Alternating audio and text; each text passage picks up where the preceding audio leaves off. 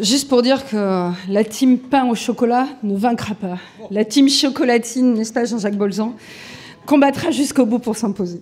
Non, ils veulent faire un putsch, nous ne laisserons pas faire. Tu as quand même noté que la région Centre-Val de Loire est... Oui, tout à fait. Ouais. Bon, donc, on y arrivera. C'est pas gagné quand même pour toi. C'est pas gagné.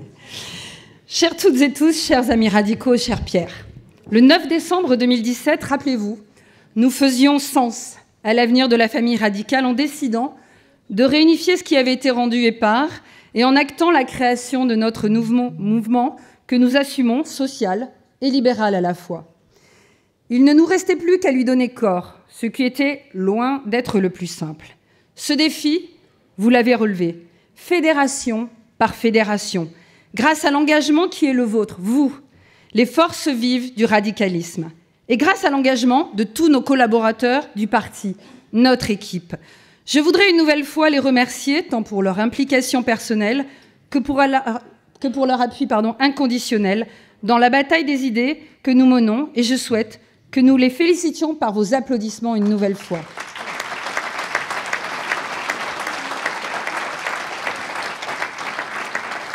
Donner corps à notre parti, c'est aussi lui donner une figure.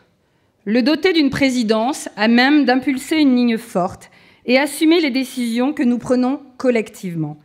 J'ai porté la première le souhait d'organiser ce congrès au plus vite afin de nous doter d'une équipe et d'une structure en capacité d'avancer et de parler d'une seule et même voix. C'est désormais chose faite et j'ai toute confiance en Laurent Hénart pour incarner notre mouvement dans les mois et les années qui viennent. Laurent, mon camarade de parti depuis plus de 30 ans, qui a toujours eu une vision ambitieuse pour nos valeurs, les a toujours défendues sans concession, a toujours fait preuve d'une grande écoute et d'une grande patience même. Et il en faut, car c'est l'une des seules armes pour lutter contre l'obscurantisme qui se nourrit de raccourcis populistes sans honte. Nous avons élu un ami, c'est vrai, mais qui s'avère surtout être un homme affirmé, un homme déterminé, et un homme de stature d'État. Merci à toi, Laurent. Merci de ton engagement sans faille.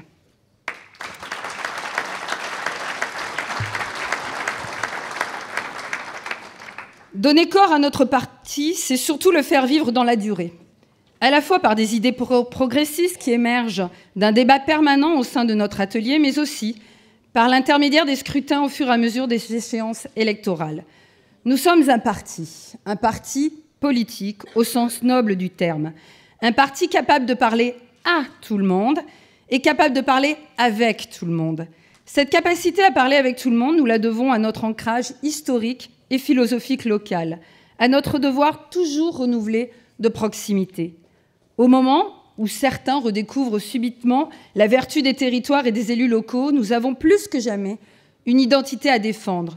Nous avons une force à valoriser, celle d'un parti des territoires dans l'intégralité de la République et son intégrité. Mais cette grande respiration des territoires, ce sont paradoxalement les gilets jaunes qui lui ont d'une certaine manière redonné vie. Plus généralement, les gens se sentent concernés par leur territoire, leur bassin de vie, mais dans un moment présent court-termiste et par rapport à leur situation individuelle.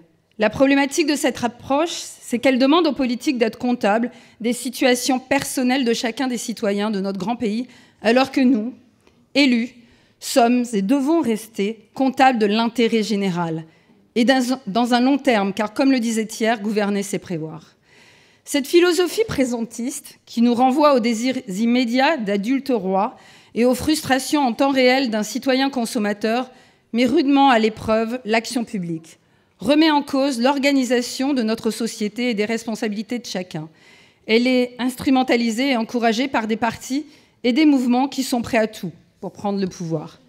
Nous devons donc agir, chacun à notre niveau, pour continuer à se battre, comme le font les radicaux depuis plus d'un siècle, pour que les extrêmes n'aient prise, ou pire, ne dirigent notre pays. Ils sont déjà aux responsabilités dans de nombreux pays européens, frères de la France. Nous n'en avons jamais été aussi proches depuis 1940. Pour autant, je refuse que nous cédions à la politique de la peur, à la politique de la terre brûlée qui consisterait à dire « c'est moi ou le chaos, c'est moi ou Marine Le Pen ». C'est un peu court en termes d'arguments.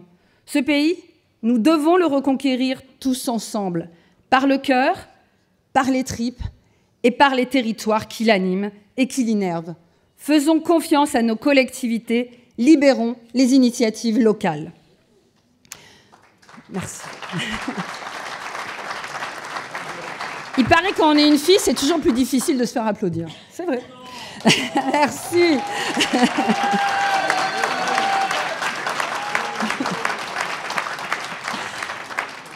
En cette année d'élections européennes, c'est aussi ce que nous devons défendre dans notre projet pour l'Europe. Une Europe du concret, une Europe du quotidien, dans laquelle les acteurs locaux n'auraient plus à déformer leurs projets pour rentrer dans les cases de telle ou telle subvention. Une Europe qui ne laisse pas au bord du chemin tous les oubliés des politiques publiques. Une Europe de ses territoires, ni assez proche d'une métropole pour en capter les réussites et les bénéfices, ni assez loin pour ne pas en subir les inconvénients en matière de mobilité. Une Europe de ces villes ni assez petite pour bénéficier des politiques publiques qui s'adressent à la ruralité, ni assez grande pour faire une partie de la famille de la politique de la ville, et qui sont pourtant parfois confrontées à des difficultés similaires. Fort chômage des jeunes, montée de la petite délinquance, montée de l'intégrisme, augmentation du vote en faveur des extrêmes. Une Europe de ces gens ni assez pauvres pour être accompagnés, ni assez riches pour vivre décemment. C'est à tout cela que doit s'adresser l'Europe sociale. C'est à tout cela que doit s'adresser la France radicale. Cette Europe sociale et libérale, c'est celle que nous devons faire gagner aux élections européennes. Pour nous, pour nos enfants, pour l'avenir d'un continent qui reste à bâtir. Nous ne pouvons plus nous contenter de dire « l'Europe, c'est la paix ». L'Europe, c'est la paix, oui, mais c'est bien plus encore. Pour retrouver influence et pouvoir dans ce monde globalisé, il faut que l'Europe devienne une puissance économique, diplomatique et militaire à part entière. Il faut qu'elle soit une entité politique intégrée, capable de concurrencer le monde entier dans tous les domaines économiques, de la défense au numérique en passant par l'énergie ou le spatial.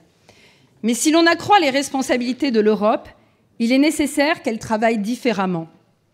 Elle doit fixer le cap, impulser les grands axes de notre politique commune, être garante d'un haut niveau d'harmonisation, mais elle doit laisser aux États membres et à leurs collectivités locales la traduction détaillée des décisions à l'échelle territoriale qui leur paraît la plus pertinente.